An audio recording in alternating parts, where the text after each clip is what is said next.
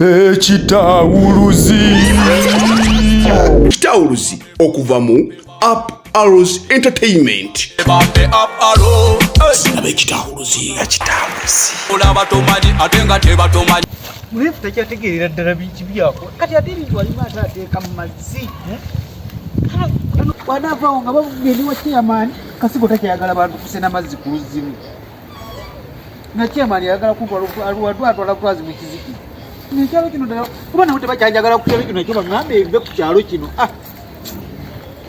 Kati laba ne mulefu naye byakola. Mulimu otya ddala ddala n'olima ddala ddala n'olimu buli bidaaya ddala mu mayuni ga Kasigo obudde. Kati ddala wana amayuni gaba ganaabala gatya.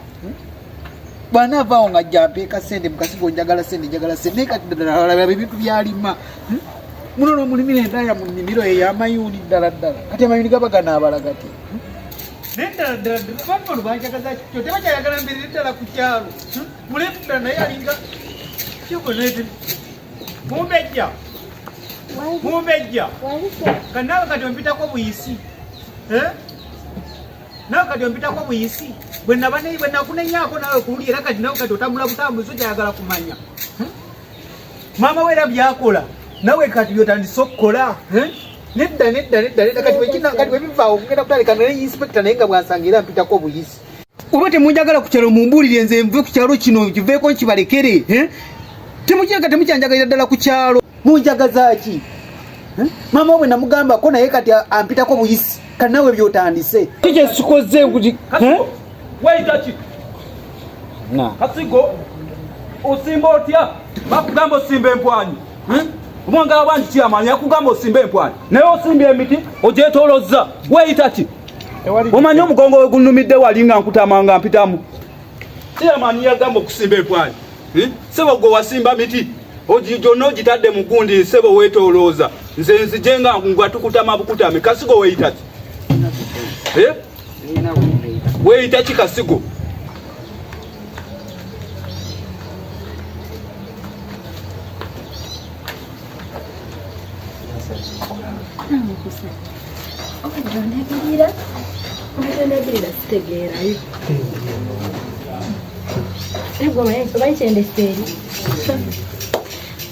Kasigo kimanya yinza okudda mu kizikiza. Nsanze ndese defense amuli bubi. Oba biki bye bamutumye n'agaana biri awo mbalese bali awo. Kasigo chairman yagamba ati teyakutuma ensawo y'amayuni. Wagaleeta.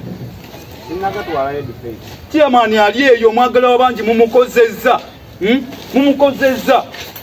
Nsajja watu kati takyabitegeera.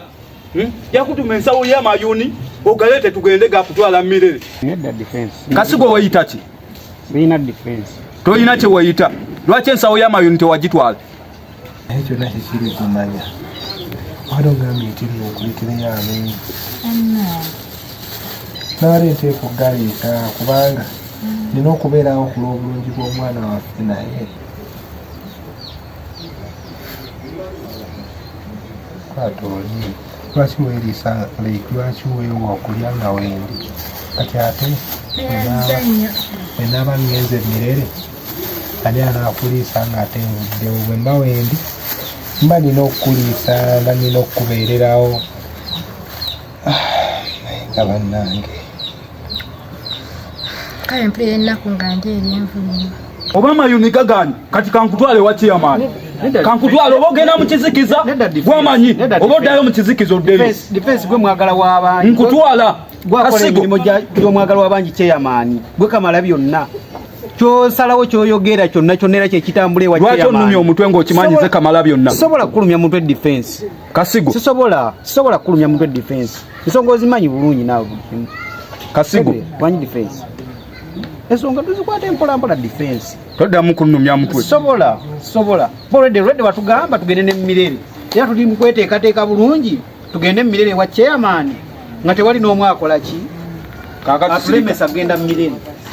Kaakati naye kola ekisoboka. Otwale ensawo y'amayuni kuba egenda mu Mirere. Chairman Kamugale sinakulaba. Kati ngenze. Ekisoboka kikole kyonna ensawo y'amayuni okiteekeyo.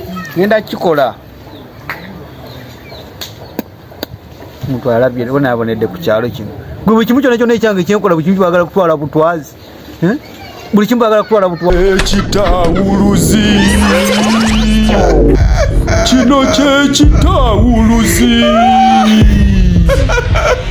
toseguka. Ekitawuluzi nga kikutuusibwako AMK Power Center Kalamba Kiganda, Mukire Suppliers Kikandwa ne Musekera Alikulikumbucha. Ekitawuluzi okuva mu Up Arrows Entertainment. Ekitawuluzi olaba tomanyi ate nga tebatomanyi.